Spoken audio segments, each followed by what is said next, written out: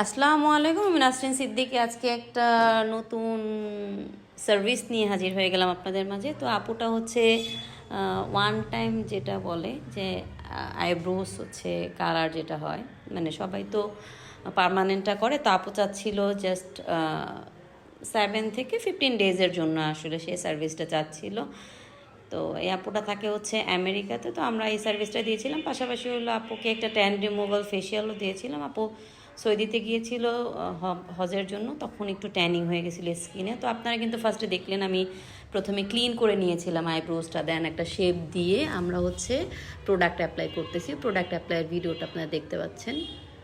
Already product apply করা শেষ। আমি এরকম দুইবার হলো রিটাচ করায় নিয়ে দেন হচ্ছে ফাইনাল লুকটা আপুর হচ্ছে কনফার্ম হয়েছিল যে এই লুকটাই আপুর চলবে। আপু একদমই ন্যাচারাল কিছু চাচ্ছিল, ফুল ব্ল্যাক যেটা হয় ওটা না, কারণ আপুর স্কিন টোনের সাথে ফুল ব্ল্যাকটা যাবে না। দ্যাটস ওয়াই আমি হচ্ছে এভাবেই আপুকে একদম ন্যাচারাল একটা টোন দিচ্ছিলাম আইব্রোজের মধ্যে।